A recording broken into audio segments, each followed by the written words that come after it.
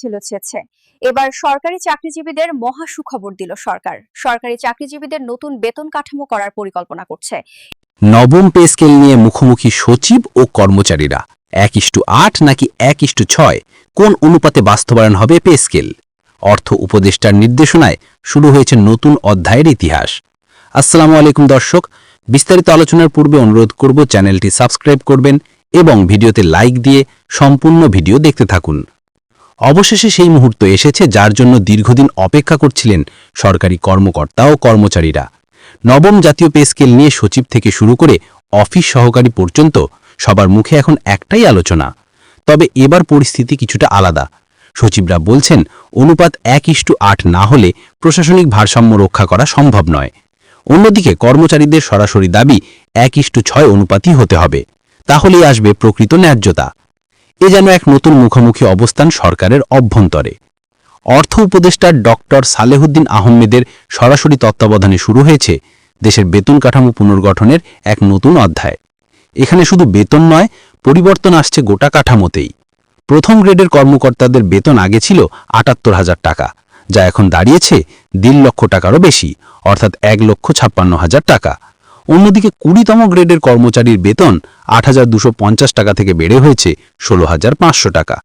এই পরিবর্তন শুধু সংখ্যার নয়, বরং এটি বাংলাদেশের প্রশাসনিক ইতিহাসে এক যুগান্তকারী অধ্যায়।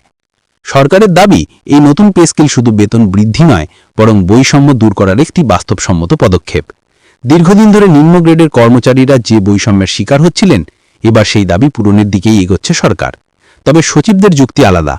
তারা বলছেন দায়িত্ব, অভিজ্ঞতা ও প্রশাসনিক ভারসাম্যের প্রশ্নে 1:8 অনুপাতই যৌক্তিক। তাদের মতে উচ্চ পর্যায়ের সিদ্ধান্ত গ্রহণকারীদের সঙ্গে নিম্ন পর্যায়ের কর্মচারীদের মধ্যে একটি মানসিক ও দায়িত্বগত পার্থক্য থাকা প্রয়োজন। অন্যদিকে কর্মচারীদের বক্তব্য, সবাই একই দেশের নাগরিক, তাহলে বেতন কাঠামোয় এত পার্থক্য কেন? তাদের দাবি 1:6 অনুপাতই ন্যায্য ও বাস্তবসম্মত। এই টানাপড়নের মধ্যে অর্থ উপদেষ্টা গঠন করেছেন একটি বিশেষ বেতন পুনর্বিন্যাস কমিটি, যেখানে শিক্ষা, স্বাস্থ্য, প্রশাসন ও অর্থ মন্ত্রণালয়ের প্রতিনিধিরা একসাথে বসেছেন। তাদের কাজ একটি এমন প্রস্তাব তৈরি করা যা একদিকে ন্যায্য, অন্যদিকে বাস্তবায়নযোগ্য। প্রশাসনিক সূত্রে জানা গেছে নতুন স্কেলে শুধু মূল বেতন নয়, ভাতা, ইনক্রিমেন্ট, পেনশন ও অন্যান্য সুবিধাতেও আসছে বড় পরিবর্তন। বিশেষ করে 10 থেকে 15তম গ্রেডের কর্মচারীদের জন্য সুখবর আরও বড়, কারণ এই পর্যায়ের কর্মচারীরাই দীর্ঘদিন ধরে সমানুপাতে বেতন বৃদ্ধির দাবিতে আন্দোলন করে আসছিলেন। অর্থ মন্ত্রণালয়ে চলছে হিসাব নিকাশ। এই নতুন কাঠামো বাস্তবায়নে রাষ্ট্রের উপর কতটা আর্থিক চাপ পড়বে? প্রাথমিক হিসাব অনুযায়ী মোট বাজেটের প্রায় 18% পর্যন্ত বৃদ্ধি পেতে পারে কেবল বেতন ও ভাতার খাতে। তবে অর্থ উপদেষ্টা আশ্বস্ত করেছেন এটা দেশের মানুষের ভবিষ্যতের বিনিয়োগ। কর্মচারীদের সন্তুষ্টি নিশ্চিত না করলে প্রশাসন অচল হয়ে পড়বে। বিশ্লেষকরা বলছেন যদি এই কাঠামো সঠিকভাবে বাস্তবায়িত হয়, তাহলে এটি বাংলাদেশের প্রশাসনিক ইতিহাসে এক বিপুল পরিবর্তন আনবে। কারণ ১৯৭৭ সালের পর একাধিক পে স্কেল কার্যকর হলেও এমন বড় রদবদল আর কখনো দেখা যায়নি। এবার শুধু টাকার অঙ্কে নয়, পরিবর্তন আসছে কাঠামোগত দিকেও। বিশেষজ্ঞদের মতে এই পরিবর্তনের ফলে যেমন কর্মচারীদের ক্রয় ক্ষমতা বাড়বে, তেমনি বাজারে নতুন চাহিদা তৈরি হবে, যা অর্থনীতিতে আনবে ইতিবাচক প্রভাব।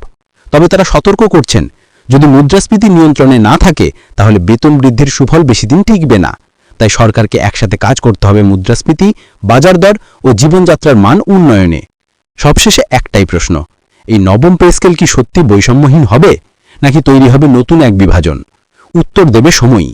তবে নিশ্চিতভাবে বলা যায়, আজকের এই ঘোষণা বাংলাদেশের প্রশাসনিক ইতিহাসে একটি গুরুত্বপূর্ণ মাইলফলক।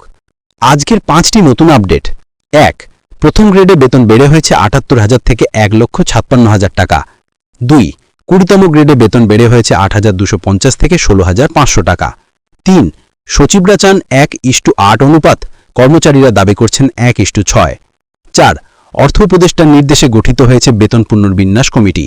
5. নতুন কাঠামোয় ভাতা, পেনশন ও ইনক্রিমেন্টেও আসছে বড় পরিবর্তন।